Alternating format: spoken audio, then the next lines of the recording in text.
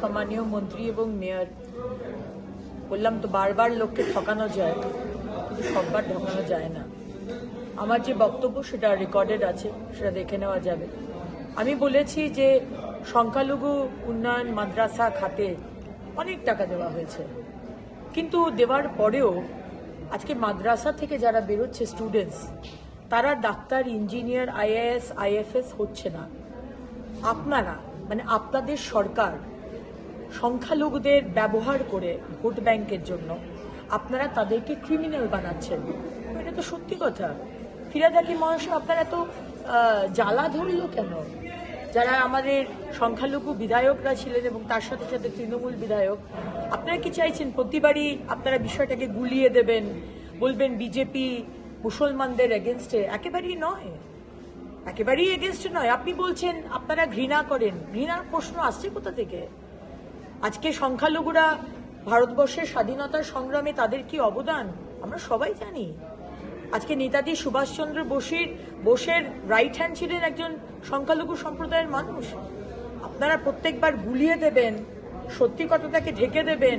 আপনারা কি করেছেন? আপনি ফিরাদ হাকিম একজন সংখ্যালঘু সম্প্রদায়ের মন্ত্রী, মেয়র হয়ে আপনি আপনার সম্প্রদায়ের জন্য কি করেছেন? আমি যেটা পয়েন্ট আউট করেছি তার জবাব দিন। আপনি 15 বছরের রেকর্ড দেখান যে মাদ্রাসা থেকে কতজন ডাক্তার, ইঞ্জিনিয়ার, আইএএস, আইএফএস বা ইসরোর মতো সায়েন্টিস্ট বেরিয়েছে, আপনি দেখান। আর কতজন আজকে সংখ্যালঘু সম্প্রদায়ের মানুষ ধরা পড়েছে ইললিগাল কাজ বা সমাজ বিরোধী কাজে, কারণ আপনারা তাদের হাতে আপনাদের ইলেকশন রাজনীতির বেনিফিটের জন্য আপনারা ভোট ব্যাংকের জন্য শুধু সংখ্যালঘুদের ব্যবহার করেন। আমরা কিন্তু সেটা করি না। সবকা সাথ, সবকা বিকাশ, সবকা বিশ্বাস, সবকা প্রয়াস। যখন আবাসের লাইনে বা উজ্জ্বলা গ্যাসের লাইনে কেউ দাঁড়ায়, তখন জিজ্ঞেস করা হয় না যে তুমি হিন্দু না মুসলমান না জৈন না শিখ। ওটা আপনারা ধর্ম নিয়ে রাজনীতি করেন। সত্যি কথাটা বেরোবার সময় এসে গেছে।